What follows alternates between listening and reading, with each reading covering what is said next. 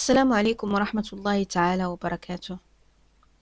Bienvenue dans cette nouvelle vidéo qui présente la deuxième partie du quatrième chapitre, contrôle de la qualité et de la salubrité des milieux naturels. On a vu précédemment le contrôle de la qualité et de l'état de santé des eaux, les critères physico-chimiques ainsi que les critères biologiques. Dans cette nouvelle vidéo, on va traiter le contrôle de la qualité de l'air et du sol. Et on va commencer par les normes de contrôle de la qualité de l'air. Pour évaluer la qualité de l'air, des stations de contrôle sont installées dans différentes villes. Comme vous voyez sur la photo, une station de contrôle de la qualité de l'air qui est bien équipée de matériel de mesure, et ceci dans le but de mesurer les différentes concentrations des différents polluants, tels que le monoxyde de carbone, le dioxyde de carbone, le méthane, NO2, SO2, etc. L'OMS, l'Organisation mondiale de la santé, a établi des normes pour chaque polluant. Et quand ces normes sont dépassées, on dit que l'air est pollué. Prenons l'exemple au niveau de ce tableau. Une comparaison effectuée au niveau de deux sites de chaque ville, la ville de Rabat et la ville de Marrakech. Pour la ville de Rabat, prenons par exemple la concentration moyenne annuelle de SO2. Alors, au niveau de la gare routière, elle est de 144, une valeur supérieure aux normes nationales. Donc, on qualifie que l'air de la gare routière de Rabat est pollué, vu la présence des moyens de transport et de la combustion des carburants. Pour la ville de Marrakech, on a comparé la Palmeraie et Babdoukala.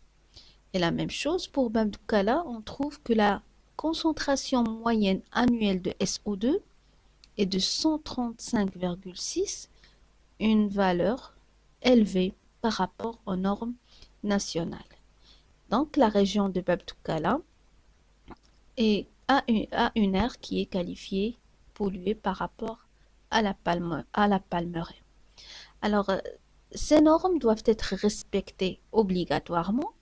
Pour ceci, l'installation de ces stations de contrôle est obligatoire. Et ça doit se faire dans différentes villes et différents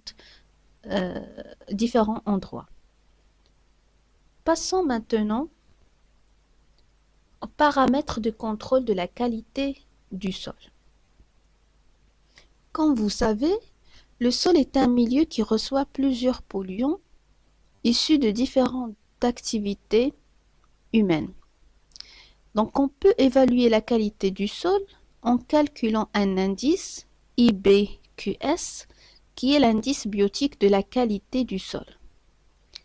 Il est basé sur la macrofaune du sol, c'est-à-dire les espèces vivantes dans le sol, dont certaines sont des indicateurs de la qualité du sol, c'est-à-dire la nature des espèces qui vivent dans le sol, c'est elle qui présente ou bien détermine sa qualité.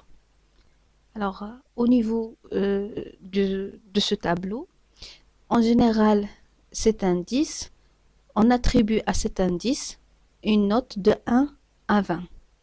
Plus la note, bien plus l'indice est élevé, plus le sol est de bonne qualité. Par exemple, un indice qui est entre 282 et 685 donne une note de 1 à 4, donc donne un sol de mauvaise qualité. Par contre, un indice qui est aux alentours de 2300 donne une note de 18 à 20. Donc, le sol est qualifié d'excellente qualité. Ainsi, notre partie est terminée. Merci pour votre attention.